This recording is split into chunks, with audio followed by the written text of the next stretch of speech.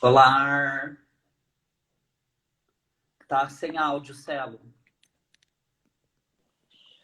Oi, Duda. Boa noite. Nick, seja bem-vindo. Ale, bem-vinda. Roger, bem-vindo. Tamires, Pessoal, essa live de hoje vai ser incrível. vai mesmo. A Tamires pediu uns minutinhos, ela deve estar entrando daqui a uns 2 minutinhos. Duda, eu pensei de repente em falar uns gerais aqui, até para ficar registrado. Uhum. O que tu acha antes da Tamires entrar, ou será que eu espero ela entrar? Então, fica à vontade. Aí, quando ela entrar, a gente apresenta e começa o papo. Acho Apresenta que ela e começa o papo. melhor, né? Uhum. Então tá, gente, vou deixar registrado aqui algumas informações sobre a temporada, principalmente. A live de hoje é com a Tamires Nunes, que administra o perfil Minha Criança Trans, e ela é autora do livro Minha Criança Trans, um livro incrível que a gente acabou de ler, eu e a Duda, emocionante. E essa é a segunda live da nossa 7ª temporada do Menu Diva, que chama Diversidade na Infância e Adolescência, Plantando Sementes para o Futuro. Ontem a gente conversou com a Gabi Laborda, fundadora do Chat 21, sobre infância, diversidade funcional, síndrome de Down. E a live, na verdade, falou sobre muitas coisas além disso, né? E ontem, no começo da live, a gente falou um pouco sobre o Menu Diva, essa nova temporada. Para quem não assistiu, a live está no feed. E se quiser entender um pouco melhor, de uma maneira mais rápida, também acessando o nosso perfil, vocês podem conferir as 5 postagens anteriores à live de ontem, e tem aí uma introdução à temporada, explicações sucintas sobre o que a gente faz aqui no Instagram e os rumos e objetivos, né, dessa temporada. E se vocês quiserem saber mais sobre a Diva, vocês podem acessar o nosso site, divainclusive.com, assinar a nossa newsletter e também tem o nosso perfil no LinkedIn, @divainclusive. E eu acho que a Tamires chegou, vou deixar ela entrar.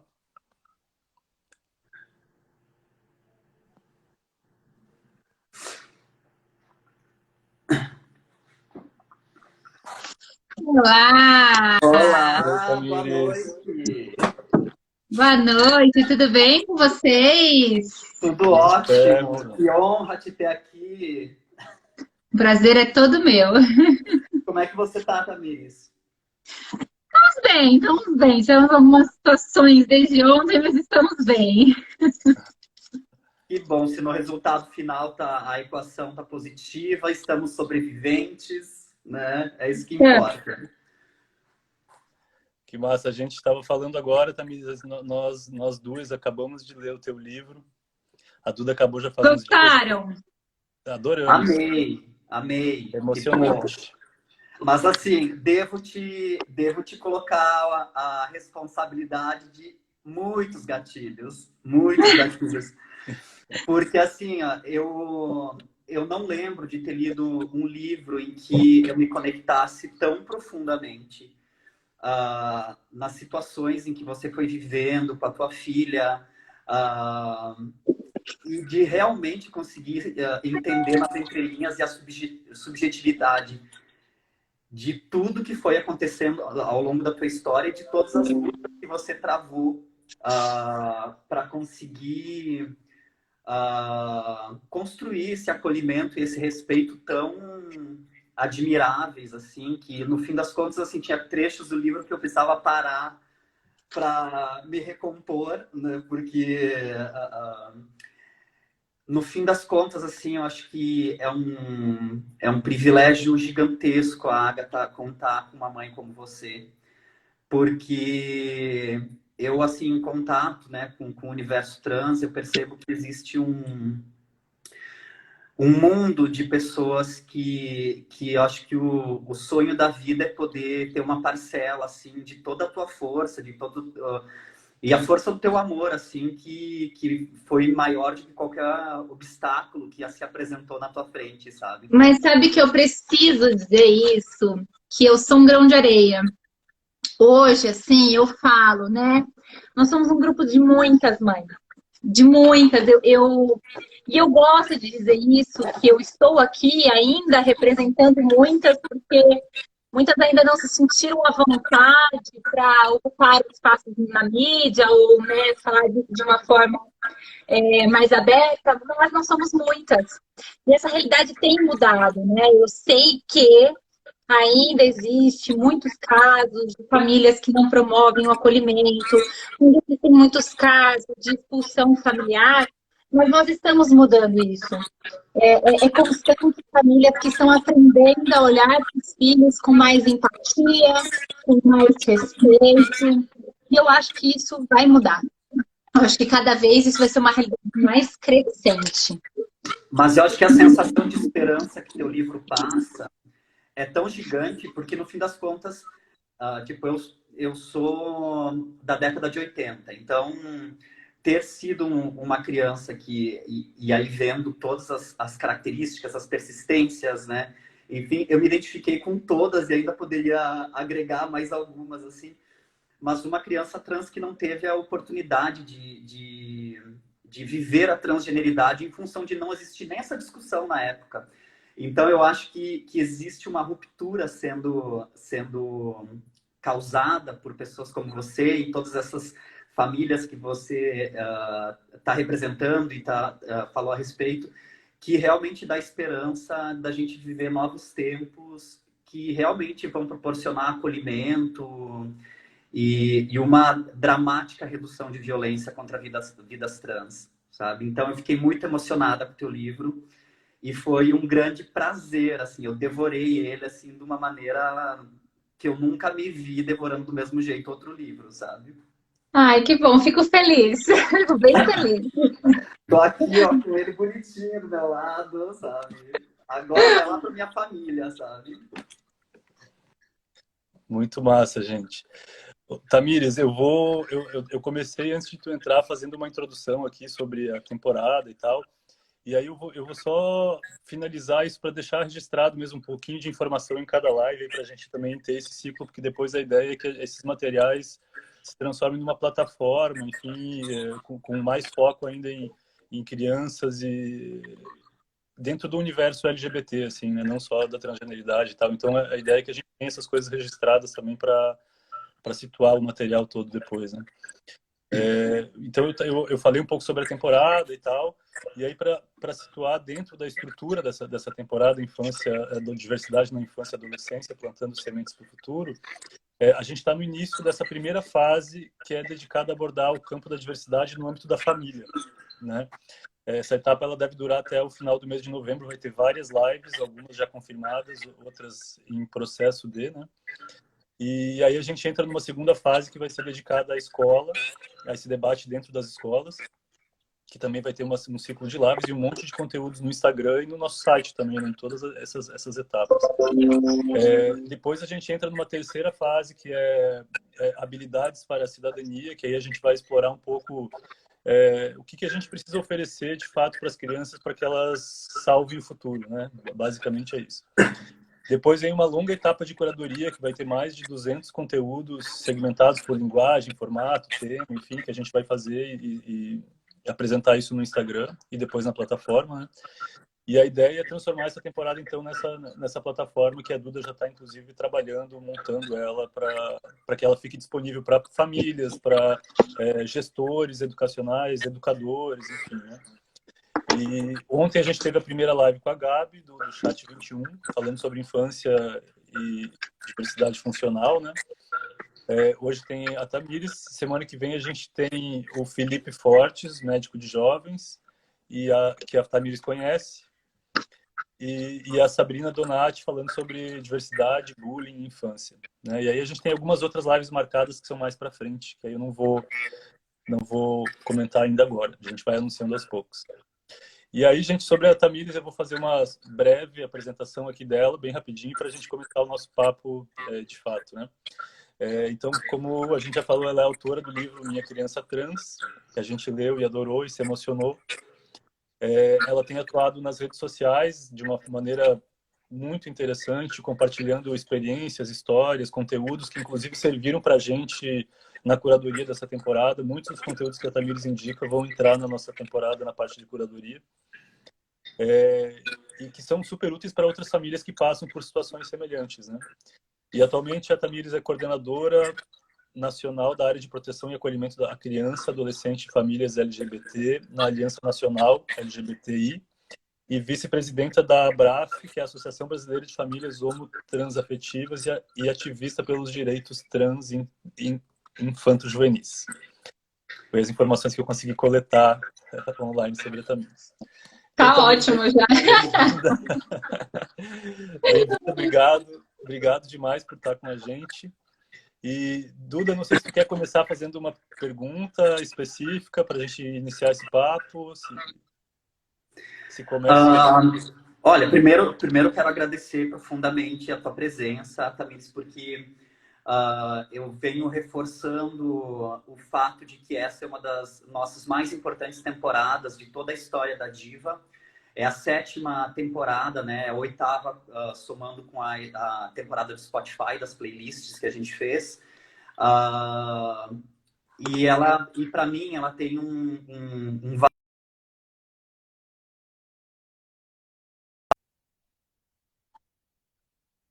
que marcou a minha vida numa série de aspectos. E hoje eu acredito que é o lugar onde a gente tem as primeiras impressões, primeiras perspectivas do mundo, né? E é lá que a gente consegue realmente plantar sementes mais transformadoras, né? Para poder, enfim, mudar o que a gente pensa, né? Que deve ser o mundo lá para frente. Então, assim, para começar, eu queria que você nos contasse, assim, o livro é um grande relato pessoal. E tem dedicatórias no livro, né? Mas eu queria que você nos contasse o que te impulsionou a compartilhar essa história que é tão cheia de questões muito pessoais, muito íntimas e que é preciso ter muita coragem para você se expor de uma forma tão aberta e tão honesta como você fez. Quais foram os principais gatilhos que te levaram a isso? Você sabe que quando a gente fala da infância trans, principalmente a primeira infância sendo entendida como trans, o preconceito, ele mexe com a imaginação das pessoas, né? Então, pessoas começaram a ter o imaginário do que teria dentro da minha casa, o que eu teria feito para promover isso, e isso era um absurdo. Ao mesmo tempo que as pessoas chegavam com sugestões. Você já tentou isso? Você já tentou aquilo? Você já fez isso? Você já pensou nisso daqui? Como se tivesse sido uma escolha minha. Eu acho que algum fone de vocês está dando microfonia ou duplicando. Será que é o meu? Mudou? Deixa eu falar. Melhorou, melhorou. Desculpa, estava dentro de um formato côncavo, estava provavelmente reverberando o som. Não, sem problema. E aí, isso mexe muito com o imaginário das pessoas, e as pessoas chegavam a fazer sugestões absurdas, como se nós tivéssemos escolhido, como se tivesse sido o caminho mais fácil. Eles não tentaram de nada, foi o caminho mais fácil que eles acharam. E eu precisava sempre ter que explicar para as pessoas, isso me doía, me desrespeitava, me ofendia, de certa forma. Então, eu escrevi o livro por vários motivos, mas um motivo é para convidar o leitor a sentir, ver e ouvir o que eu senti, o que eu vi, o que eu ouvi, para ter certeza, no final do livro, que minha filha é uma menina. Né? Então, por isso que eu optei em uma linguagem tão intimista do livro, por isso que eu optei em trazer também os meus defeitos, eu não trouxe como perfeita, porque eu não fui perfeita nesse caminho de descobertas, jamais. Né? E é isso uma coisa que eu trago já logo no começo, olha, vamos lá, não é politicamente correto, não é nada disso, é só o meu lado da história. E isso foi uma coisa que eu tentei preservar, porque era mais honesto. né? Então, eu quis que as pessoas vissem, ouvissem, sentissem o que eu vi, senti e ouvi, para que elas entendessem o que eu entendi. Ao mesmo tempo que eu queria encontrar as outras mães que estavam sentindo, vendo e ouvindo tudo que eu senti, vi e ouvi, e falar para elas: você não está sozinha. Eu também passei por isso, né? Eu também estou sentindo essa dor. Então, eu queria encontrar essas mães e de alguma forma, abraçá-las e falar: cara, você não está sozinha. E aí, o terceiro motivo que me fez escrever o livro, mas esse um pouco mais despretensioso, é que eu via muitos relatos de pessoas trans com incômodos e com desafetos em relação aos seus pais. E não que eu quisesse passar a mão na cabeça desses pais. Não, são pais que fazem coisas absurdas. Não, não isso. Mas eu queria trazer para essa comunidade, falar assim: olha, só quero que vocês entendam que também não é fácil para gente. Se não é fácil para vocês, para a gente também não é fácil. A gente sofre, a gente dói, a gente tem medo, né? Então, assim, claro que eu não estou defendendo pais que cometeram atrocidades, eu não estou defendendo pais que expulsaram de casa, não é isso. Mas trazer um pouco de humanidade, porque às vezes a pessoa trans que está ali, ela está tão ansiosa em fazer essa transição, tão ansiosa em existir, que ela esquece o que que essa transição, ou ela nem pensa, está promovendo no outro. Está fazendo com que o outro refletisse, ou está gerando medo no outro. A pessoa está tão ligada a eu preciso existir, e é sim um fato genuíno, que ela não pensa no outro. Então, o convite também foi feito para as pessoas trans olharem com um pouquinho mais de cuidado, com um pouquinho mais de amor para os seus pais. E foi uma coisa muito gostosa, porque isso foi um pouco mais despretensioso, mas eu já tive várias pessoas trans que leram o livro e falaram assim: olha, eu consegui perdoar algumas coisas da minha mãe, eu consegui entender a minha mãe um pouco mais e topei voltar um contato. Então, eu já tive vários relatos bonitos em relação a isso e que me fizeram ver a importância que é a gente falar abertamente que dói, né? E não esconder isso, sabe? Não esconder a maternidade como se ela fosse perfeita. Não é perfeita, gente. A gente não escolhe ter um filho trans, a gente só resolve amar. Mas não é o caminho mais fácil, não é o caminho que se a gente pudesse escolher, a gente escolheria. A questão é quando a gente entende que não é uma escolha, a gente entende que o amor tem que ser mais forte do que isso e a gente resolve amar. Mas as pessoas precisam entender, né? Tanto a sociedade, quanto a família, quanto até a pessoa trans, que dói, que é um processo de muita transformação. E a transição, ela nunca é só da pessoa trans. Ela é do micromundo em que a pessoa está Essa pessoa está inserida. inserida. Então, eu falo por mim também, a minha família toda está transicionando comigo, as minhas amizades, as relações profissionais. E é muito profundo quando você para pensar que não se trata só de você. Apesar de ser sobre você, né? E sobre a sua vida, sobre, enfim, a tua possibilidade de futuro, de felicidade, de bem-estar, enfim. Mas tem todo um conjunto de fatores, e eu achei super interessante essa característica de você mostrar muita vulnerabilidade no teu livro, e todas essas questões que você diz que são imperfeições da tua parte, eu acho que elas vão criando uma dimensão muito mais profunda dos obstáculos que também você enfrentou para conseguir, eu diria até levar a ferro e fogo a ideia de proteger a tua filha e respeitar a tua filha acima de tudo, né? Porque ali eu vejo um amor incondicional, assim, inquestionável. E essa eu acho que é uma das partes mais bonitas. E quando você decide não florear, né, a questão da maternidade e de todos os dilemas que vêm junto com o enfrentamento da normatividade,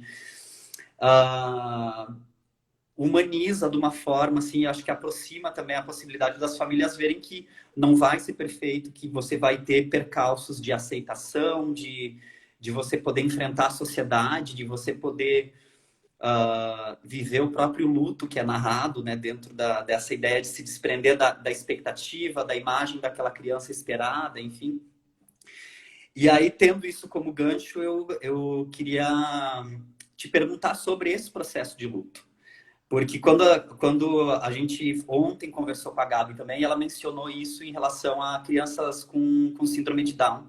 E como muitas mães têm esse processo de luto justamente por a criança não ser a imagem que se criou durante a gestação e da criança que era esperada, né? E como é que lida com isso? Como é que acontece esse luto?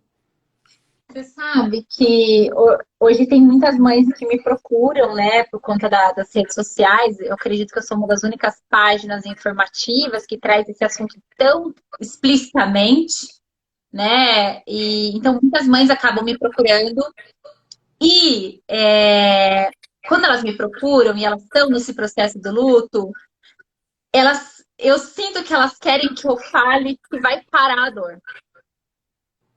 E eu não posso fazer isso, né? Então, eu sou muito franca com elas. Eu falo assim, olha, vai doer.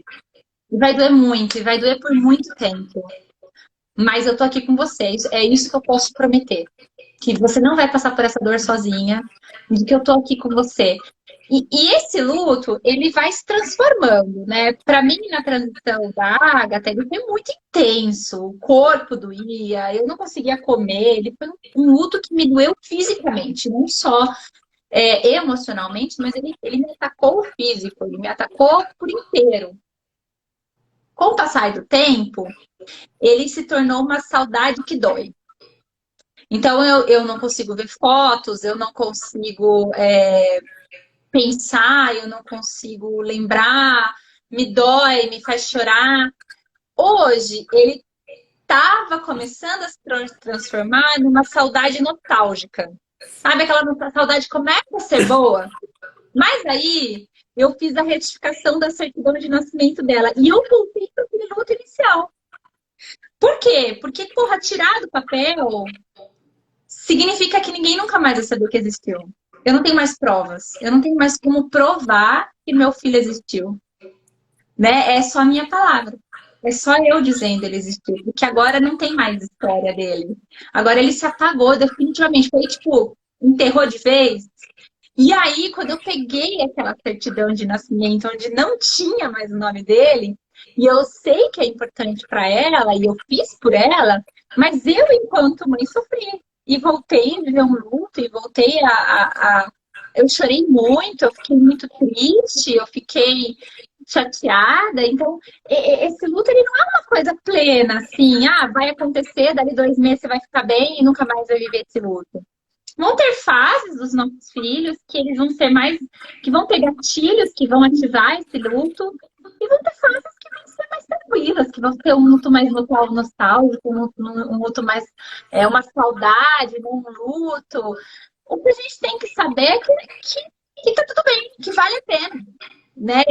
E é isso que eu falo para as mães, olha, e quando as mães me procuram, eu falo, eu tô 2 anos na sua frente, o que eu posso te falar é que vai doer muito, você vai chorar pra caramba, mas vai valer cada lágrima. Mas, para quem tá aqui na frente, eu vou te dizer que vale a pena. Vale a pena passar por tudo isso, vale a pena sentir essa dor, vale a pena essas lágrimas todas que vão ser derramadas, e eu te prometo que eu tô aqui.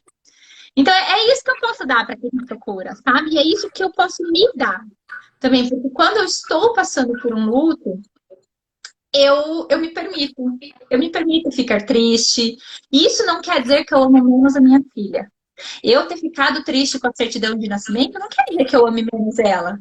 Quer dizer que eu sou humana. Quer dizer que eu tenho os meus sentimentos que são independentes dela. Assim como eu respeito a individualidade dela, eu também tenho que respeitar a minha individualidade enquanto mãe. Né? E aceitar as minhas dores, e aceitar onde me dói, e poder chorar, e poder viver aquele momento. Então, eu acho que a gente também tem que se permitir viver as nossas fragilidades, né?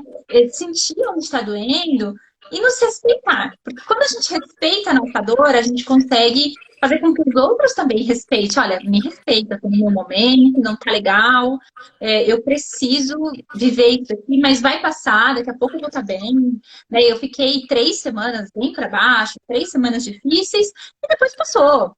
Estou bem, tô voltando até aquele luto nostálgico, aquela saudade boa, E vai assim, vai indo. Vão ter outras coisas que vão me dar gatilhos e que eu posso reviver esse luto, reviver essa perda, e tá tudo bem. Agora, chega a ser doído de lindo isso, né? Porque o amparo de você poder compartilhar isso com outras pessoas, outras famílias que estão passando pela mesma situação, também me leva muito para o sentimento das partes do livro onde tem um cara de Curitiba também, que é pai de uma menina trans, um pouco mais velho também, e depois com o pessoal da Antigos, que começa a ter esse relato, né, das trocas de experiência e de como isso vai trazendo suporte, né, para as famílias não sentirem que estão sozinhas no mundo e desamparadas e que não tem saída para Sabe as por questões, quê? né? Eu tenho duas grandes amigas, né, que é a Bia e a Cibele. Mas quando eu trago para elas alguma angústia minha, muito direcionada nesse assunto, elas não conseguem entender. É difícil elas entenderem. Então, essa troca entre pares, ela é uma troca que proporciona cura. Porque quando eu tô bem e eu acolho a sua dor, ao te lamber, eu tô me lambendo. E quando eu estou ruim, quando eu estou mal, e eu sei que eu tenho para onde correr, isso me protege, isso me fortalece. Então, esse diálogo entre os pares, esse diálogo de mãe para mãe que tem filho trans com mãe que tem filho trans, entre jovens trans com jovens trans, ele é poderoso. E eu vejo isso, porque assim, eu vejo esse movimento, né? Eu criei o grupo ano passado, em outubro. Ele fez um ano agora. Quando eu comecei, tinha 10 famílias. E quando uma família saía, eu me preocupava. Eu falava, meu Deus, alguma coisa desagradou, né? O que eu fiz de errado para essa família sair? E hoje eu entendo que é um movimento, que essa mãe, ela vai me procurar muito sofrida. Eu vou colocar ela no grupo, ela vai ser lambida e vai lamber, e a hora que ela estiver fortalecida, é normal que ela saia. Entendeu? E se acontecer alguma fragilidade, ela vai me procurar e vai entrar de novo. Então, eu já entendi o movimento e eu acho ele incrível. Então, quando uma mãe para de falar no grupo, quando ela se afasta mais do grupo, pode até continuar ali do grupo, mas quando ela se afasta, eu entendo o movimento dela de que eu estou bem. Neste momento, eu não estou precisando partilhar. Eu estou bem, eu consegui me fortalecer. Então, eu acho que isso é incrível. Eu fico muito feliz. Eu já aprendi esse movimento, aprendi a entender o que era todo esse movimento. Eu fico morrendo de orgulho das histórias que chegam ali, como elas vão se transformando. Eu morro de orgulho mesmo. Que massa, Tamires. Tem uma coisa, Tamires, que a leitura do teu livro, diferente da Duda que devorou assim, sei lá, em horas, né? Eu fui lendo o teu livro aos poucos, assim, e no meio da leitura eu fui também fazendo outras pesquisas, né? E conversando muito com a Duda, que eu tenho acompanhado assim, né, de perto, assim, todo esse processo recente de transição da Duda e tal.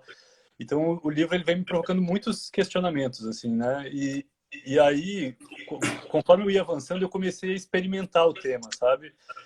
Nos meus círculos, assim, né? Para, tipo, falar sobre isso com as pessoas, puxar esse assunto, ver como é que as pessoas entendem isso, mesmo tanto pessoas mais, assim, um pouco conservadoras, quanto pessoas mais abertas, tidas como progressistas e tal. E a grande dúvida que perpassa essas pessoas, porque eu estou falando isso porque a gente se preocupa muito na Diva, não só com quem sofre diretamente com o problema, mas quem cria o problema, sabe? Que são as outras pessoas, né? São as famílias que não estão vivendo isso e que acabam criando o problema para famílias como a tua, para famílias como, enfim, que tem alguma criança atípica, né? Nesse sentido.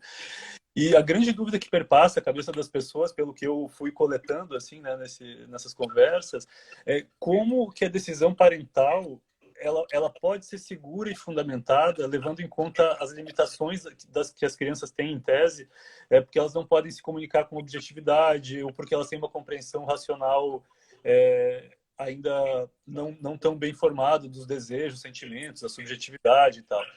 E você, apesar de todas essas dúvidas que você compartilha no livro, né, que você também teve, você também tinha muitas certezas, né, assim, a ponto de vislumbrar lá no começo do livro, às vezes, algumas coisas que realmente se concretizaram no final, assim, né? E esse intuito, esse instinto, quer dizer, materno, ele gerou uma grande ansiedade, que tu compartilha muito no livro, por querer acelerar alguns processos e tal, né?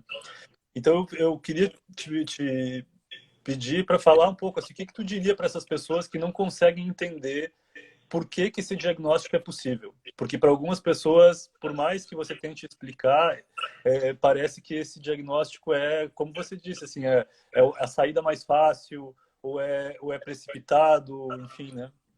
A gente tem que, assim, com todo respeito, tirar a palavra diagnóstico, tá? Porque não é doença e ela está muito atrelada à doença, né? Então, vamos só remover a palavra diagnóstico da tua fala, que eu acho muito importante. A gente usa essa palavra, Tamires, muito, e eu até tinha anotado aqui nas minhas anotações para te dizer, para falar sobre isso. A gente usa muito esse diagnóstico totalmente descolado da ideia de patologização, tá? É uma forma de identificação que a gente usa nas soluções mesmo da Diva. Não, eu sei. Eu entendo, assim, problemáticas, a lei do direito. Existem vários campos de trabalho que usam a palavra diagnóstico. Sim. Só que nós temos que entender que quando nós falamos de população LGBT, quando eu uso a palavra diagnóstico, eu estou usando, porque dentro do contexto LGBT, ela é entendida como diagnóstico de doença, né? Então, a gente tem que ter esse cuidado de saber, bom, se eu estou falando com a população LGBT, se eu estou falando desse caso, eu não posso usar essa palavra desse jeito, porque ela vai levar a uma interpretação ambígua, a uma interpretação errônea, enfim.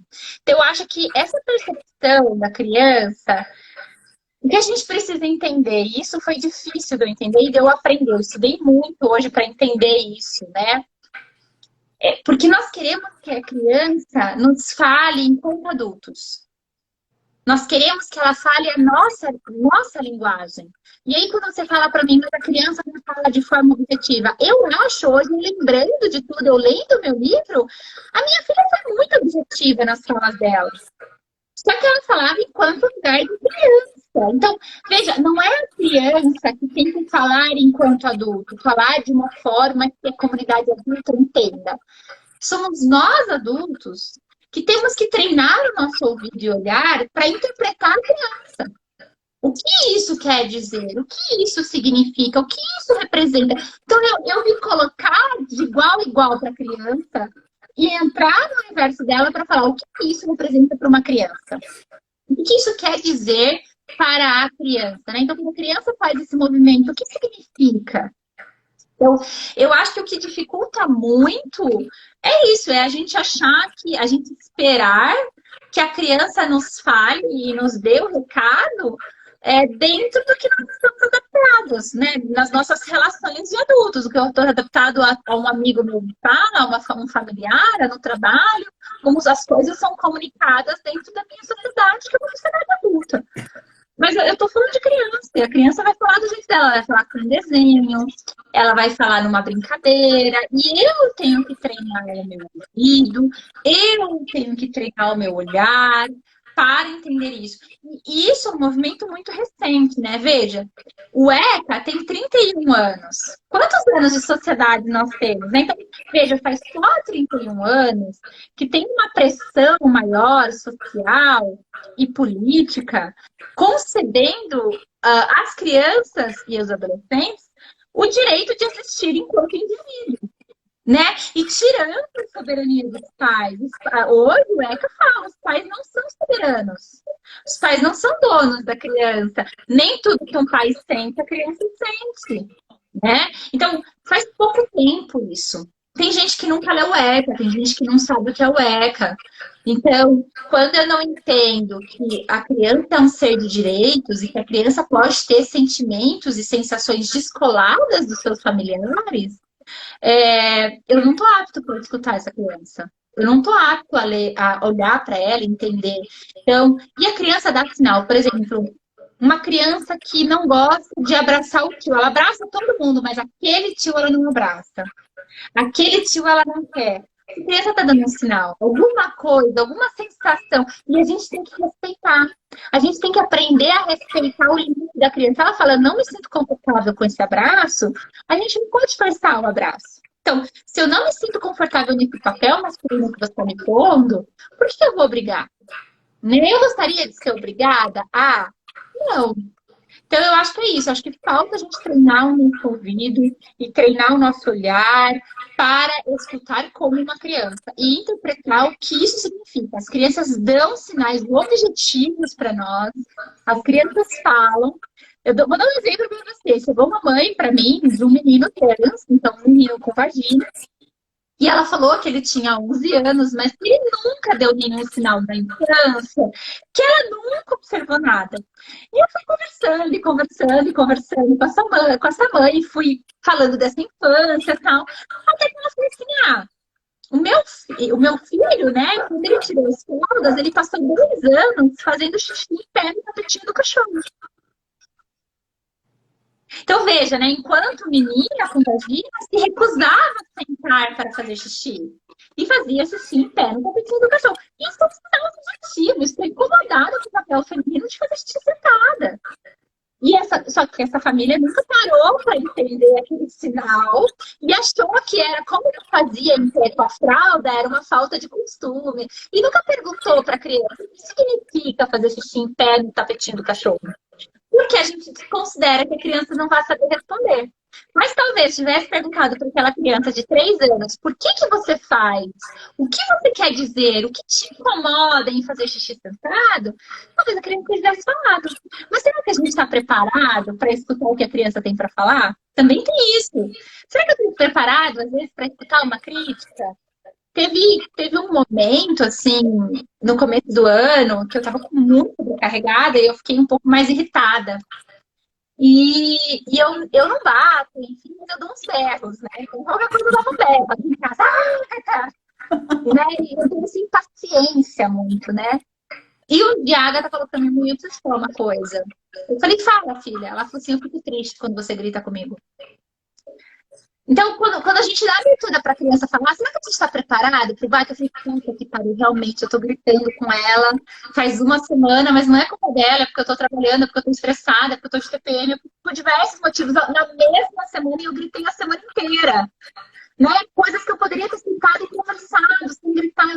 E que bom que ela me falou. Mas claro que me doeu o que ela falou, porque ela me chama atenção enquanto mãe. E eu acho que tem muitas maternidades que não estão preparadas para perder a sua soberania. Né? E isso é uma construção social, porque quando você pega aquele filhote de ratinho com cara de joelho na maternidade, e você fala assim, viu, deixa eu ficar aqui só até os 18 anos para eu aprender, né? O médico vira pra gente e fala, olha, você é mãe, você vai saber o que fazer. Aí vem a enfermeira e fala, relaxa, você é mãe, você vai saber o que fazer. Aí vem o obstetra e fala, relaxa, você é mãe, vai saber o que fazer. Aí tem as outras mulheres da família que falam, você é mãe, você vai saber o que fazer. E a gente precisa naturalizar, eu sou mãe e às vezes eu não sei o que fazer. Às vezes a minha criança vai me dizer o que fazer. E naquele momento, no começo do ano, a minha filha me disse, mãe, né, tá errado, você não pode gritar comigo do jeito dela. Mas me chamou a atenção. Então, nós temos também que perder esse lugar de soberania, esse lugar de eu sei o que eu estou fazendo, para um lugar, olha, eu estou aprendendo. E eu vou aprender todo dia. Então, não é porque eu passei pela transição da minha filha que eu não erre também hoje na maternidade com ela. E que outras coisas vão acontecer, que eu vou falar, opa, peraí, vamos recalcular a rota de novo, aqui não tá legal. E é assim. E a família é a primeira instituição de controle que a gente experimenta na vida. E, querendo ou não, isso tem uma série de formatos de controle comportamental, de estabelecer hierarquia, de encaixar na normatividade. Então, eu acho que quando vem essas frases de você é mãe, você vai saber o que fazer, ela está muito conectada a você seguir esses moldes que não estão necessariamente conectados aos dilemas desse tempo. Né? E as subjetividades da criança também, porque eu acho que hoje a gente está vivendo uma época de mundo onde se fala sobre essas dissidências, sobre todas essas questões de sexo, sexualidade, gênero, e que a gente pode, né, estabelecer novas relações também com as crianças, porque esse trabalho de ouvir, de captar as mensagens que não são da forma como a gente aprendeu a ouvir, aprendeu a observar, enfim. Eu acho incrível você trazer isso, porque eu acho que isso também reverbera, acho que na segunda ou terceira instituição de controle, que é a escola. E no teu livro tem muitos embates, assim, e eu, na minha experiência pessoal, a escola foi talvez uma das piores experiências da minha vida, no sentido de não haver esse ouvido, esse olhar, né, essa capacidade de observar a criança, sem essa lógica militarizada, né, de uniformizar, de enfileirar, de ter uma qualificação por tipo, sabe? Então, eu queria que você falasse um pouco qual que é o papel da escola no meio disso tudo e quais foram os principais embates que você enfrentou, né, em relação à escola e o que você enxerga que deveria acontecer dentro dessa estrutura que também define muito a gente como cidadãs no futuro, né? Eu acho que a escola, e eu digo isso com muita tristeza, o lugar que ela ocupa hoje é como espaço de terror, né? Eu vejo a escola como um ambiente de terror e um ambiente de exclusão, um ambiente que naturaliza a expulsão de corpos diversos, de identidades diversas. E isso é muito complicado, né? E não só com os alunos trans, mas com vários alunos. E a escola, ela poderia promover acolhimento, ela poderia promover empatia, ela poderia promover muita coisa, e é o que ela deveria promover, né? Mas veja, eu sou um professor cansado, eu sou um professor saturado, que eu tenho uma remuneração que não corresponde a todas as minhas atribuições. Eu vou ter uma turma de 30 alunos. É mais fácil olhar a turma do que eu olhar 30 alunos. Então, eu vou ver se as notas, a média dela que todo mundo aprendeu, eu vou seguir em frente. Eu não vou olhar para quem não aprendeu. Se na média eu tiver mais alunos sorrindo do que alunos chorando, eu vou olhar para a média e eu vou focar nisso, porque é muito mais fácil eu cuidar de 30 alunos que estão bem do que eu olhar para um aluno que está em sinal de depressão dentro da minha sala de aula, né? Então, eu acho que é um problema estrutural de diversas naturezas, inclusive políticas sociais para esses professores que têm remunerações ou que se formaram há 40 anos atrás e não são obrigados a fazer uma atualização sobre diversos contextos que se mudaram ao longo desses 40 anos atrás. Então, nós temos professores que trabalham em escolas e que não sabem o que é o ECA. Você entende? Então, isso deveriam ter algumas formações obrigatórias, né? Para esses professores formados há tantos anos e que se mudou. Gente, a gente precisa que vocês se atualizem. E as escolas, às vezes, não têm interesse em reformular esse professor, em atualizar. Às vezes é mais fácil mandar embora e fingir que aquele profissional também não precisa de uma ajuda.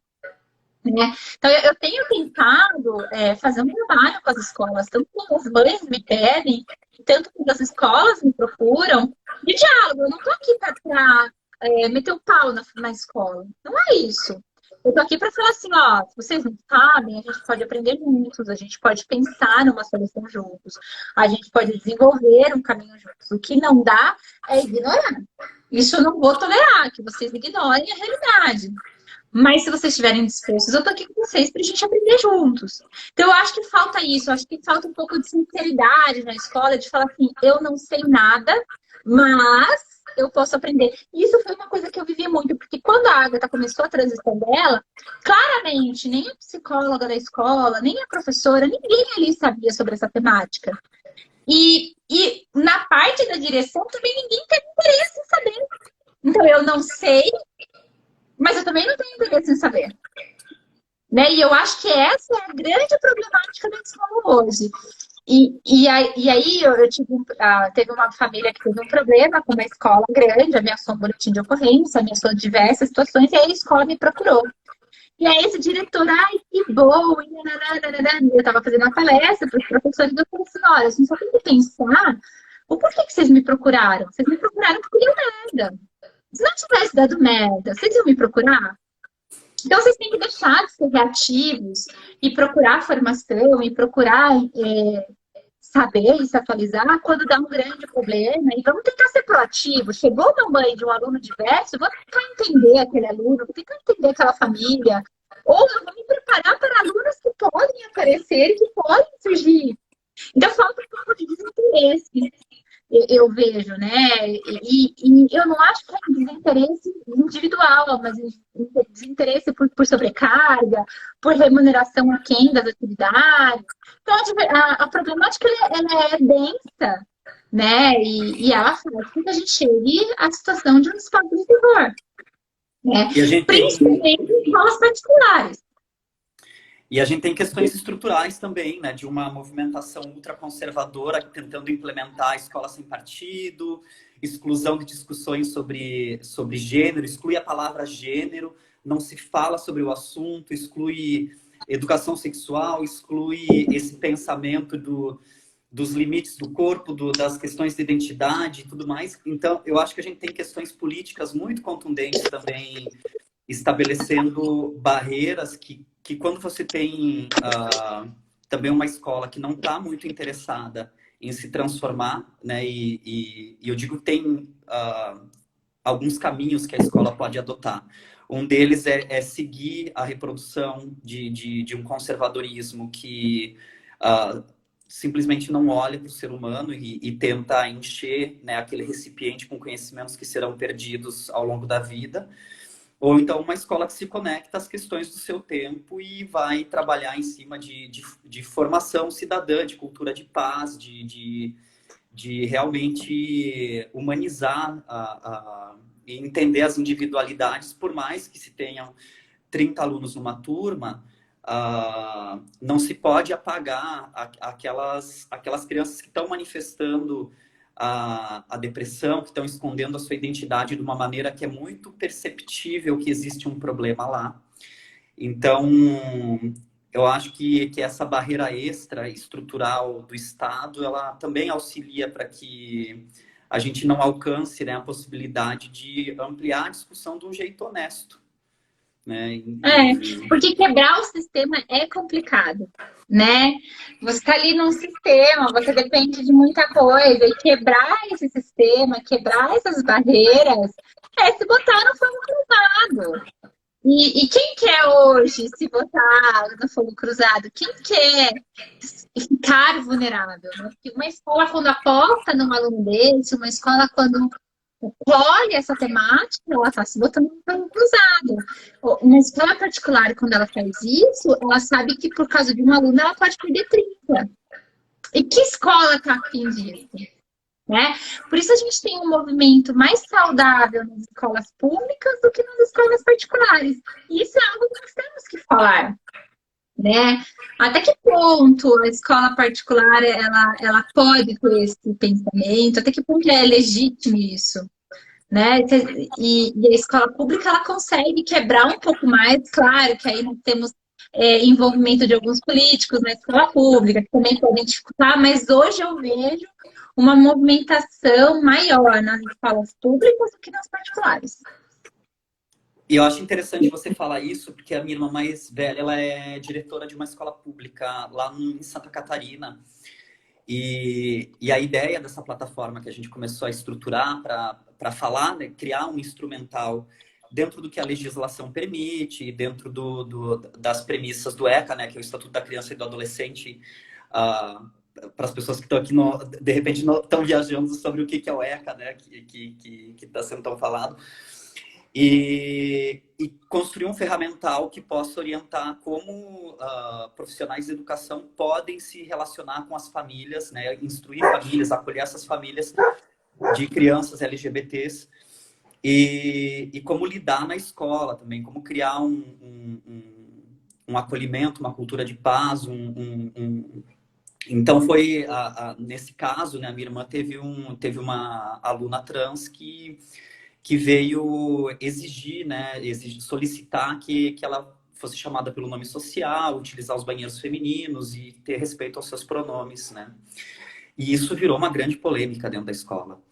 E a polêmica também no corpo docente, porque grande parte dos professores e das professoras não achavam um grande absurdo dar ouvidos, né? Por mais que não fosse mudar nada na vida dessas pessoas, usar um nome social, seja escrito a lápis do lado do nome de registro e respeitar os pronomes e tudo mais, e tentar evitar que situações de violência e de bullying aconteçam. Mas foi uma grande polêmica na escola. Então, a minha irmã estava sem saber, ela disse, me ajuda a entender o que dá para ser feito numa situação como essa. Sendo que a gente não tem amparo nenhum Temos. Não, no sentido dentro de uma cidade de 23 mil habitantes, uma escola pública que não... A gente tem o ECA. E a gente precisa aprender a usar o ECA. O ECA é a Constituição, gente. O ECA tá lá. E o que o ECA fala? Que é dever da família, da sociedade, do Estado, proteger o quê? O melhor interesse da criança e do adolescente. Sob qualquer circunstância. Não é melhor interesse. Então, quando uma escola tem uma situação dessa, o que protege esses professores de acolher? O que protege essa escola de se posicionar? O ECA. Eu estou executando o ECA. O que me protege enquanto professor para eu bater no peito e encarar a situação e defender esse aluno? É o ECA, gente. O ECA está sendo cumprido. É o melhor interesse da criança. Não é o seu, o meu, dos pais, da escola, o do vereador. Não é. É o melhor interesse da criança. Sempre. É a lei soberana que vai definir isso. E é importante você tocar nesse assunto porque foi justamente o ponto da discussão, né? Quando a gente começou a conversar o que a legislação, a Constituição nos permite, porque não dá simplesmente para ficar tirando conclusões pessoais em cima de cada assunto desses. E no fim das contas foi essa a pauta, né? Seguir o que a legislação traz em relação à proteção da criança e do adolescente. Então é ótimo você reforçar e enfatizar dessa maneira, porque no fim das contas eu acho que muitos profissionais de educação acabam esquecendo que tem o ECA como grande guia, inclusive para proteger as próprias atitudes, né? E a própria o posicionamento dentro da escola e da sala de aula, né? Exatamente, né? Até porque eu te falo, o ECA tem 31 anos e eu tenho profissionais formados há 35, 40 anos. Então tem profissionais que nunca pararam para ler com atenção o ECA. E isso deveria ser obrigatório em todas as escolas, né? Quando eu estou protegendo uma criança, quando eu estou defendendo os interesses dessa criança, eu estou nada mais, nada menos que cumprindo a lei. Né? Então, e eu tenho que às vezes ser clara isso com alguns profissionais, algumas escolas que me procuram, e eu deixo isso muito claro. Eu falo, escuta, o que você está fazendo é contra a lei. Opa, contra a lei? É contra a lei, porque a lei determina que você tem que proteger a criança. E quando você está pensando na sua religião, você está defendendo o seu melhor interesse. Então, você está indo contra a Constituição, você está indo contra a lei que protege as crianças. Então, veja, você está cometendo um crime. E aí as pessoas assustam. Assustam? Como assim? Eu não cometendo nada. Não, porque você está defendendo o seu melhor interesse. Enquanto tiver uma criança envolvida, é sempre o melhor interesse da criança. E isso foi uma coisa que eu tive que aprender, porque dentro do caminho da transição da Ágata, eu quis muitas vezes defender o meu interesse. Então, o meu interesse é que ela transicionasse mais cedo, o meu interesse é que ela colocasse o mega hair, o meu interesse é que fosse aquele nome. Era eu pedindo isso, e não ela. Né? E graças a Deus eu tive uma psicóloga maravilhosa que falava para mim, pô, mas isso é uma demanda sua, não dela. Para suas demandas, vai para cá, vai buscar sua ajuda. Aqui a gente vai sempre conduzir nas demandas dela. Então eu tive que aprender isso. Eu também tive que aprender que as minhas necessidades são diferentes da dela. E eu hoje ensino também para ela que as necessidades dela são diferentes da minha. Eu tô a fim de fazer uma tatuagem que teria um B e um A. E aí a psicóloga dela falou assim, eu sugiro que você não faça, porque futuramente pode passar uma mensagem para ela de que você não quer alguma coisa. Eu falei, então, mas ela tem que entender também a minha necessidade, ao meu corpo.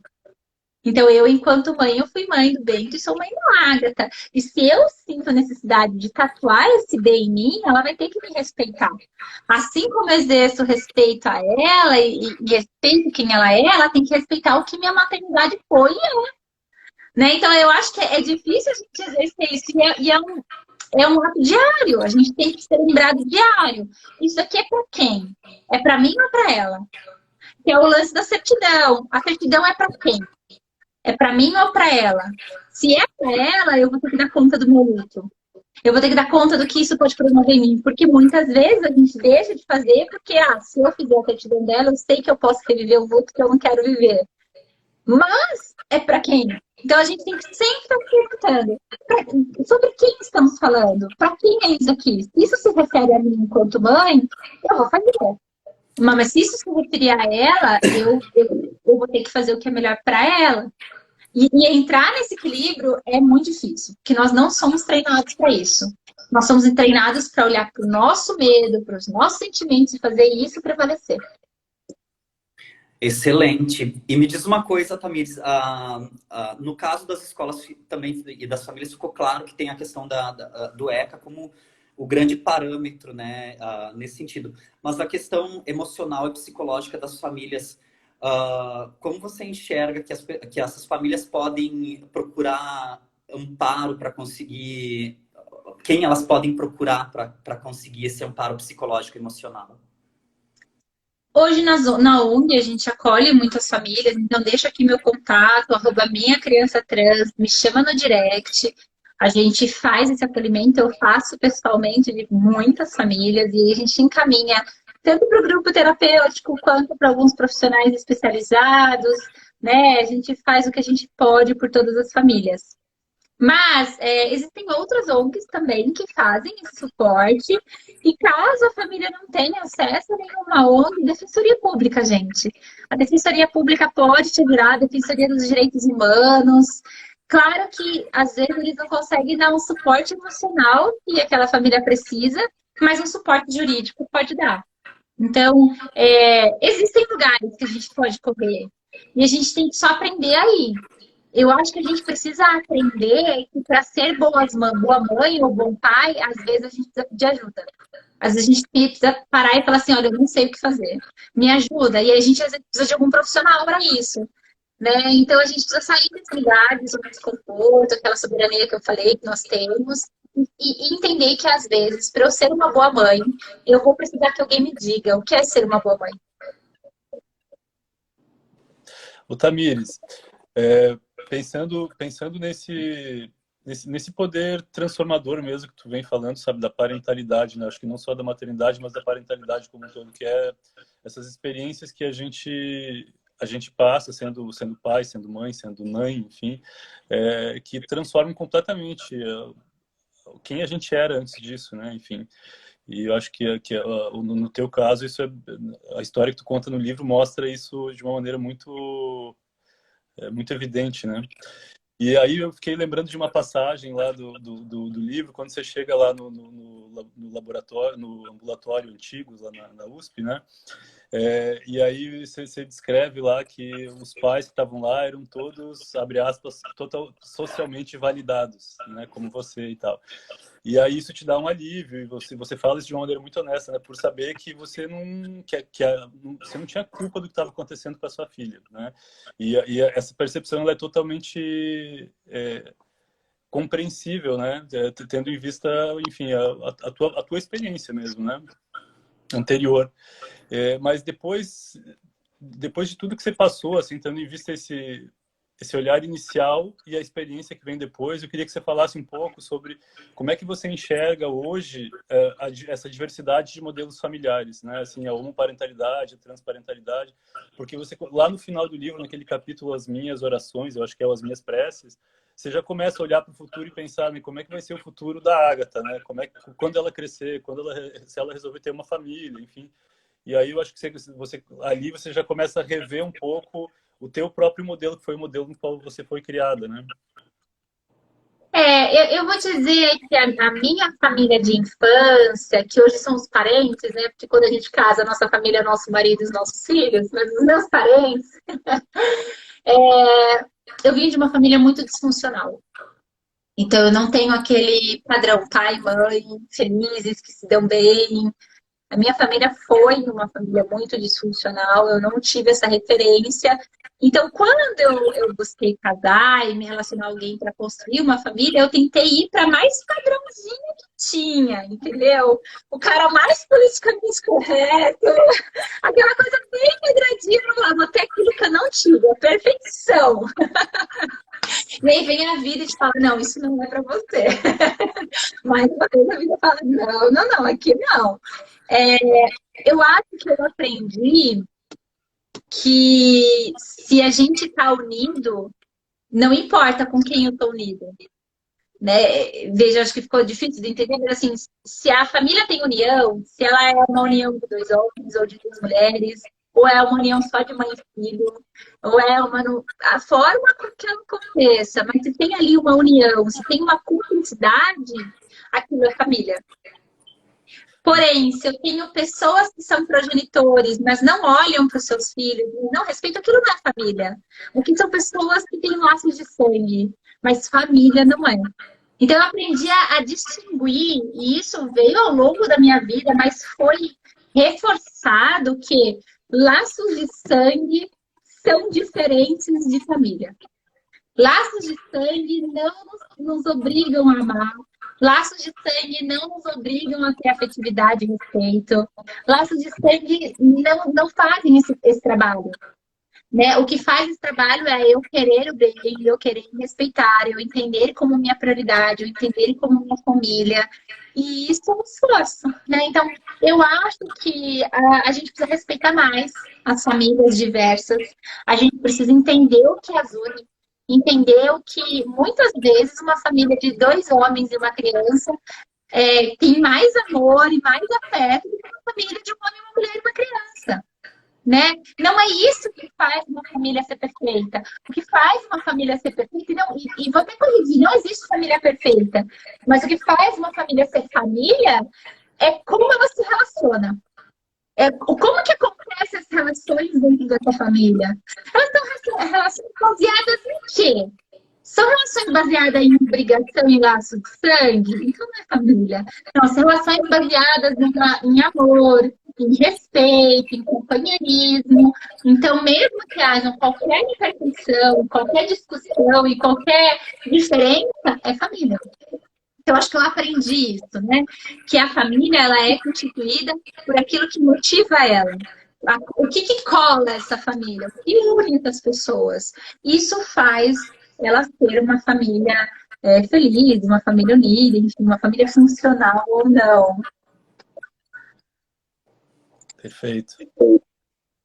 Eu queria fazer uma pergunta que está um pouco fora dessa sequência, assim, mas que eu tenho...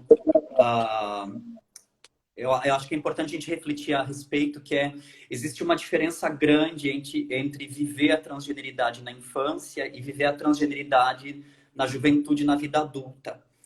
E aí, nesse sentido, eu queria saber qual que é a importância do laudo médico nesse sentido e quais são as diferenças de demandas que você enxerga entre esses dois contextos diferentes. Veja, e isso é uma coisa que eu falo bastante. Enquanto eu tenho a comunidade trans adulta querendo cada vez mais, né, ter menos papéis que digam sobre si, nós, enquanto mães de crianças e adolescentes, a gente precisa desses papéis. Né? Não que não sejam laudos, mas que sejam cartas, que sejam relatórios, porque eles nos protegem. Porque quando bate o conselho tutelar na nossa porta, se eu não tenho um papel desse, eu posso estar encrencada. Né? Porque quando toda a minha família me invalidou enquanto mãe, quando eu botei as fotos desse atestado médico no WhatsApp da família, eu comecei a ser respeitada novamente. Né? Então, eu acho que esses papéis, esses relatórios, né, eles eles protegem aquela família. Porque há, sim, uma grande pressão em desvalidar aquela família. Então, aquela criança não é que ela é aquela criança daquele jeito. Aquela criança é fruto de uma família disfuncional. Aquela criança é fruto de pais que não sabem o que estão fazendo. Então, quando eu tenho um relatório que valida essa criança, eu estou mais validando esses pais do que essa criança. É o que eu senti quando eu peguei aquele papel. Aquele papel não falava sobre a minha filha. Aquele papel falava sobre mim, que eu estava no caminho certo, que eu estava prestando atenção, que eu estava correta nas minhas observações. Aquele papel falava mais sobre mim do que sobre ela. E ele nos protege quando chega uma denúncia. E muitas famílias são denunciadas no Conselho Tutelar. Eu tive uma época que eles eram meu brother. Vai ter mais uma aí, querido. Vamos conta. Nossa, que peso, hein? Que peso. Agora Hoje, e eu falo isso muito para muita gente que fala, deve ser difícil lidar com os haters, deve ser difícil. Eu falo, gente, claro que tem uma questão de energia, tem uma questão de mexer com nossa energia, enfim. Mas o que me doeu foram pessoas que me amavam, pessoas que eu amava me renegando, pessoas que eu amava me desvalidando. Então, escutar isso de um hater não me dói em nada. Porque pessoas que me amavam doeu. Então, eu acabo não ligando muito. Mas eu acho que é isso. Eu acho que a necessidade da criança é que ela seja validada. E como que ela é validada? Através dos pais. Então, eu tenho que validar essa família para validar essa criança. O que é horrível pensar nisso. Né? Mas é a nossa realidade. A gente não pode mudar isso.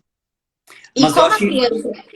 importantíssimo trazer essa discussão, porque para a gente também não levar para uma única verdade, né, a questão da transgeneridade, porque tem tantos contextos diferentes que a gente precisa analisar todos esses contextos para entender as diferentes demandas e como se proteger dentro dessa estrutura que é uma estrutura transfóbica, normativa, enfim, e que está o tempo todo atacando pessoas trans, né? E os ataques, eles são diferentes, né? E vêm com intenções muito distintas, assim.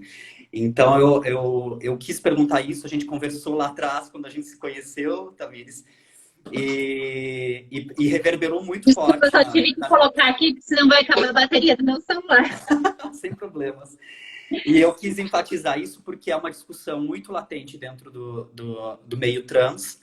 E é importantíssimo, assim, porque geralmente essa discussão ela está sendo feita por pessoas trans adultas e muitas vezes sem ter essa perspectiva de como reverbera, né, a questão do laudo ou dessa documentação para as estruturas familiares, né? Então, muito obrigada por trazer essa informação enfim, foi uma aula aqui para a gente também conseguir... eu acho que a gente precisa pensar que as demandas são diferentes, né? As crianças vivem num universo que hoje os adultos... E veja, quando você chega e você fala que você é uma mulher trans, as pessoas vão te respeitar, porque elas entendem que você já é dona de si, porque você é economicamente independente, porque te veem como uma mulher feita. Quando uma criança fala que é trans, aí a gente volta lá naquele papo de que a criança não sabe de nada. Então, a criança e o adolescente precisam de autorização para existir. A autorização desses pais. Os pais vão autorizar aquela existência. Você, enquanto mulher trans, adulta, não precisa de autorização de ninguém. Foi um processo seu e a partir do momento que você se entendeu e se respeitou e que você estava preparada, você colocou a sua situação. Uma criança não. A criança pode estar preparada, a criança pode ter se entendido, a criança pode querer viver essa transgeneridade e mesmo assim ser impedida.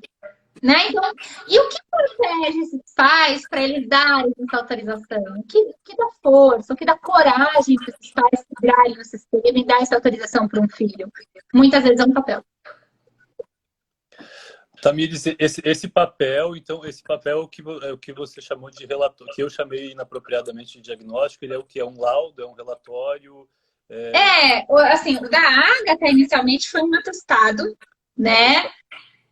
Mas a gente entende que atestado também patologiza um pouco, então hoje a gente tem feito relatórios. É um relatório de um médico constatando, um psiquiatra, geralmente, ou uma psicóloga, relatando que sim, essa criança traz a questão de incongruência de gênero, de variabilidade de gênero, de transgeneridade, de uma forma consistente e que deve sim ser observada com atenção e ser levada em consideração ao longo do desenvolvimento da criança. Né? Nenhum profissional vai chegar e bater o martelo com assim, essa criança trans. Não. Quem vai fazer sempre é a criança, que foi a minha frustração quando fui para o Tigos. E o psiquiatra falou, não vou falar que a sua filha é trans. Eu vou te falar que ela traz com consistência a questão e que a gente vai observar. Né? Então é isso. E eu vejo assim, muitas famílias em que o pai tem problemas, o pai tem um pouco mais de dificuldade, e aí quando eles vão para amigos, ou eles vão para algum psiquiatra, vão para algum psicólogo, e esse profissional reafirma aquela criança, aquele profissional valida o que a mãe está falando, esses pais fazem uma movimentação diferente. Ou essas avós, essa família faz uma movimentação diferente de aceitar, de entender. Então, é necessário hoje, infelizmente, eu falo infelizmente, mas é necessário. E aí a gente fala assim, mas então, por que não fazer? Eu falei assim, olha, a gente tem que viver o hoje. Hoje, na sociedade que a gente vive, hoje na estrutura social que a gente vive, a gente precisa disso. Se amanhã nós tivermos uma sociedade com uma estrutura diferente, aí sim nós podemos tirar isso. O que não adianta é a gente tirar isso em prol de uma sociedade utópica que nós não vivemos e fazer essas crianças pagarem o pato. Isso não dá. Porque a proposta de muitas pessoas que pensam, mas é que a sociedade é binária, numa sociedade não binária, a gente poderia... Então, em prol da luta do não binarismo da sociedade, a gente não vai dar mais. Peraí, mas e quantos vão sofrer por causa disso? Então, vamos esperar essa sociedade não binária chegar, e aí a gente tira isso, porque isso está protegendo pessoas, né? Isso está conservando famílias. Então, a gente tem que entender que a sociedade não é a nossa utopia, não é maravilhosa, e o que a gente precisa para se proteger dessa sociedade atual que a gente vive. Eu acho que tem um debate também que está rolando, não só no âmbito da infância, mas assim, eu acompanhei um pouco, uma época que estava rolando no Reino Unido esse debate, né, que como é que você dá esse atestado, enfim, esse relatório para que valida a opção de gênero para pessoas trans, né? E aí esse debate, se não me engano, era na Escócia, eu acho que estava rolando, e aí tinha um debate muito grande de uma ala feminista mais radical, enfim, que acreditava que isso precisava ser validado por um médico, né? E aí por uma série de questões que elas argumentavam lá, que é o discurso do feminismo radical, né? De que mulheres trans representam uma ameaça e tal, que é toda uma história que já leva para um outro caminho. E aí tinha uma outra ala mais numerosa, enfim, nos artigos que eu acompanhei, que estavam falando que isso, na verdade, são opções pessoais, né? Não são nem opções, mas são constatações pessoais, né? E então esse debate ele está mesmo em países economicamente mais fortalecidos, mesmo no cenário da transgeneridade na vida adulta, isso ainda é um debate, né? Assim, que coloca a ciência, a medicina como sendo uma espécie de validadora, né? De uma questão que está para além da ciência, né? E que não é, como tu falou, um diagnóstico, né? E tem coisas horríveis acontecendo no mundo inteiro nesse sentido, porque agora também em alguns lugares tentando implementar uma câmera de identificação facial nos aeroportos internacionais para tentar descobrir se existe uma identidade falsa, alguém disfarçado e tal. E aí quem acaba sendo o alvo dessas câmeras, pessoas trans, né, ou que têm marcadores por exemplo, mulheres trans com marcadores de masculinidade, ou então homens trans que têm marcadores de feminilidade ainda, e criando grandes constrangimentos, criando grandes problemas nesses aeroportos. E a gente percebe que na verdade, essas tecnologias, digamos assim, essas saídas que tentam encontrar, de alguma forma parecem mais novas modalidades de perseguição, né, de um mundo que não quer se reinventar, de uma lógica normativa que tá lutando para não deixar de existir, né? Na verdade, eu posso estar sendo um pouco ingênua, mas eu não acredito que seja uma manobra de perseguição. Eu acho que é uma manobra de desconhecimento, né? Eu estava falando com uma pessoa sobre outros influenciadores tal, e essa pessoa falou assim, eu fico tão triste em lidar com influenciadores que fazem aquele chá de revelação e nananana. E aí, eu parei e falei assim, mas eu não acho que eles estão fazendo isso de forma consciente. Eu acho que eles não sabem o que isso significa. E eles acham que é natural fazer isso, que tá tudo bem fazer isso. Então, às vezes, a gente tem um sistema que ele tá tão na sua zona de conforto e trabalhar dessa forma que ele não sabe trabalhar dessa forma. Porque ali eu tenho pessoas que não sabiam, né? Então, veja, eu tenho a indústria farmacêutica que não cria absorvente para homens, muitas vezes por ignorar que esses homens vão menstruar. Porque falam, bom, se é um homem trans, esse homem vai ter aversão à menstruação, ele vai interromper a menstruação dele, então não tem homens que menstruam. E ignora que hoje a gente tem uma corrente vindo, né, de homens que aceitam a sua menstruação como uma menstruação masculina. E aí esses homens que aceitam os corpos, que aceitam que tem um útero masculino, que tem uma menstruação masculina, eles precisam de absorvente. Precisam de absorvente com ele. Então, eu acho que é a falta de dialogar mais. Eu não acho que é uma perseguição contra os homens que menstruam. Eu acho que é uma falta, aquela coisa, né? Eu sei que existe, mas eu tenho desinteresse, eu prefiro ficar na minha zona de conforto. Então, quando cria um sistema desses, eu não acho que é um sistema de perseguição. Eu acho que é um sistema que ele está dentro de uma zona de conforto e essa zona de conforto ignora completamente aquilo que está além da bolha deles. Então, eles vão para pessoas padrão, enfim. Mas eu acho que nesse sentido, Tamires, a gente precisa separar muito o que são questões de indivíduos e o que é uma questão do Estado ou de grandes corporações, porque o Estado ele detém a força da coerção, ele tem investimento em censo, que a cada 10 anos é feito para mapear a população. A gente tem os movimentos sociais fazendo pressão em cima do Estado. Então, se o Estado não está vendo e está permitindo que essas tecnologias sejam implementadas, o Estado está sendo conivente, porque ele sabe que a gente existe, e na medida em que é conivente, ele tá favorecendo uma perseguição. Da mesma maneira que essas câmeras de identificação, elas perseguem pessoas negras também. E acabam culpabilizando muitas pessoas inocentes, né?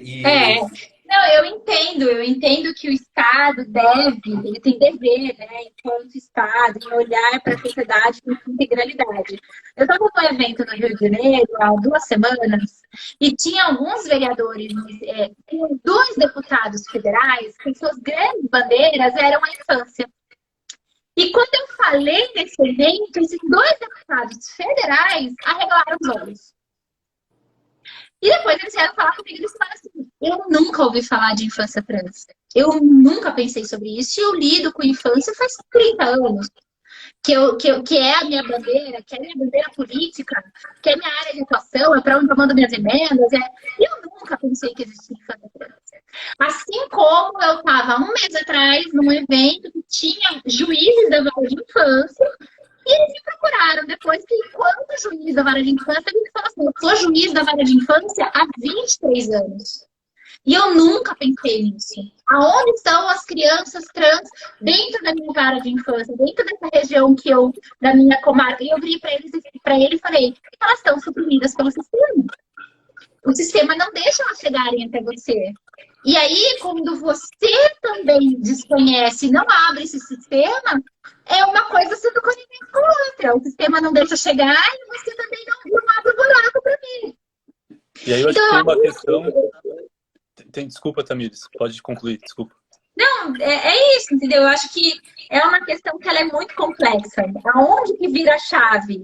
Né? É a sociedade, é o Estado, mas também eu acho que é muito complexo toda a situação.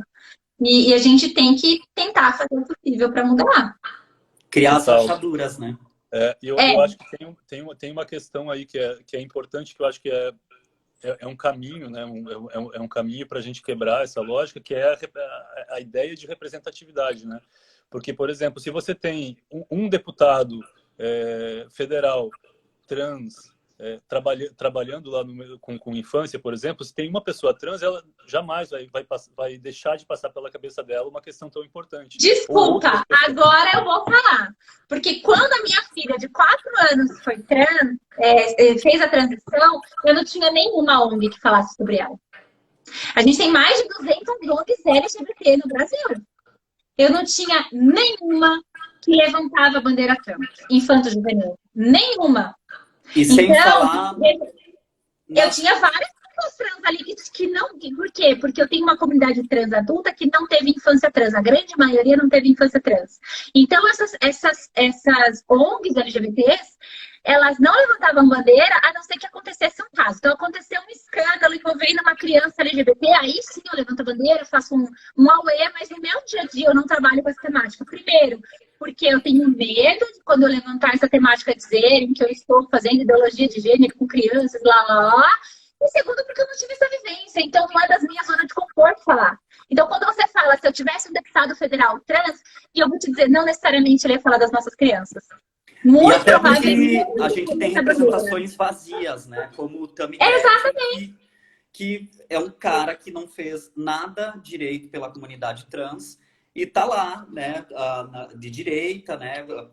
Muitas vezes defendendo pautas e assim, conservadoras. E o que eu vou dizer? Eu tive um grande problema também com algumas pessoas trans que quando eu comecei o meu movimento dentro de políticas públicas, elas se sentiram ameaçadas. Por quê? Elas falavam, uma delas foi muito sincera comigo, falou assim, eu tenho medo de que você valide a existência da criança trans a um ponto de que quem não teve infância trans ser entendido como uma não pessoa trans legítima. Você entende? Que isso ameaça a minha transgeneridade. Então, se eu não fui uma criança trans, eu não sou uma pessoa trans real. Eu sou uma pessoa trans fake.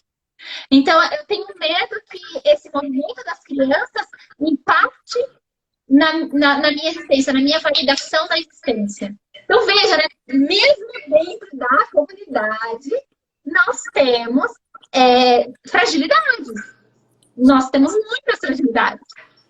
Mas eu acho que a experiência, Tamires, assim, com todas as comunidades, assim, a representatividade, ela é realmente, ela muda, né? Se a gente pega, por exemplo, esse exemplo que a Duda trouxe, né, das câmeras de reconhecimento facial, tem pesquisas que mostram que a falta de desenvolvedores negros dentro das equipes é o que faz com que o viés com pessoas negras aconteça.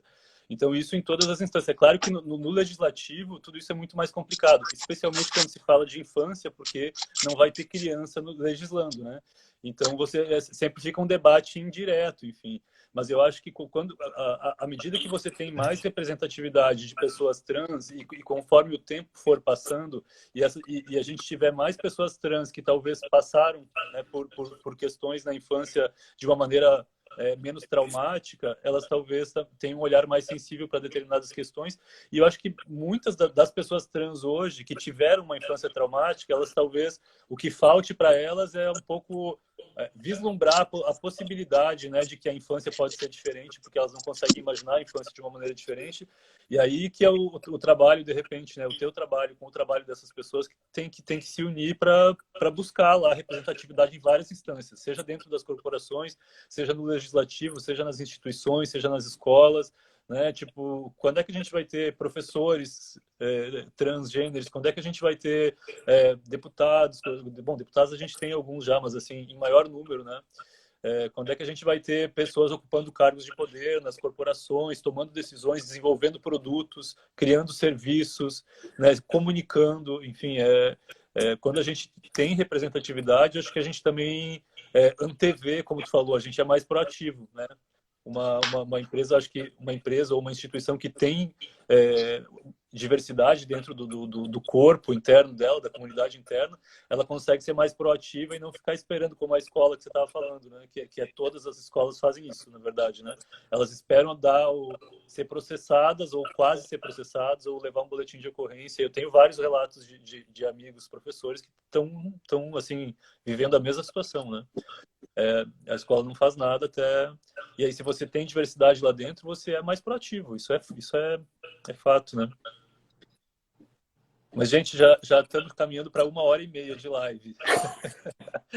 A conversa tá... Quando o papo é bom, flui, né? Ai, maravilhoso. Demais. Bom, Da conta também. eu primeiro assim, antes de te agradecer, eu quero reforçar para as pessoas que estão assistindo a live que leiam o livro, porque realmente é um relato assim, para mudar a forma de pensar a infância e transgeneridade. E de humanizar também todo o processo e entender a transição, né, como um processo que envolve a família toda, né, esses campos de relação.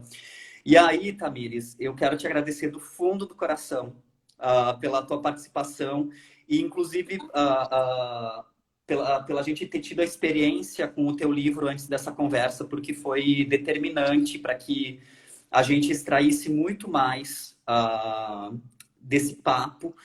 E eu acho que vai ser também muito mais proveitoso para as pessoas que vão assistir essa live e também para a forma como a gente também quer convidar pessoas relacionadas à educação a também terem contato com esse conteúdo que você trouxe para a gente. Então, eu te agradeço profundamente. Estou super feliz com a tua presença. Essa conversa superou todas as expectativas. Então, só tenho a agradecer mesmo. Obrigada. Obrigado mesmo, Tamires. Assim, acho que para mim também, como pai de 2 meninas, assim, acho que as reflexões de hoje, as reflexões que estão no livro sobre parentalidade, assim, porque eu acho que o livro, acima de tudo, ele conta a história de uma mãe, né? Acho que conta a história de uma mãe mais do que conta a história da Ágata, né? Então, eu aprendi muito aí com as reflexões que tu propõe, com esse processo de exposição que tu se coloca no livro, assim, essa vulnerabilidade, esses dilemas que a gente enfrenta diariamente, né, sendo pai, sendo mãe, enfim, e da forma honesta que tu coloca isso no livro é super bonito, é um aprendizado gigante, assim, super valioso para mim também. Obrigado. Gente, obrigada. Eu agradeço o convite, a disponibilidade de vocês de tratarem esse assunto, porque eu preciso falar desse assunto. Preciso tocar nessa temática com cada vez mais e mais pessoas. Então, obrigada por vocês estarem aqui dispostos a levar essa temática adiante. E eu digo que não tchau, mas até logo, né? Porque ainda tem muita coisa para a gente falar. Então, por isso que a gente se vê em breve. Por favor. E também agradecer a todas as pessoas que passaram aqui pela live também, porque... acho que é um assunto que a gente também precisa que reverbere, né, no maior número de pessoas possível. Então, obrigada para quem esteve aqui. Faz toda a diferença para a gente. E nos vemos muito em breve durante essa temporada que a temática assim, é insubstituível. Um abraço, gente, a todos aí. Beijo enorme, gente. Uma boa noite para vocês. Boa noite, Tamires. Boa noite. Tchau, tchau. Boa noite, Celo. Tchau, tchau. Boa noite, Duda, Tamires.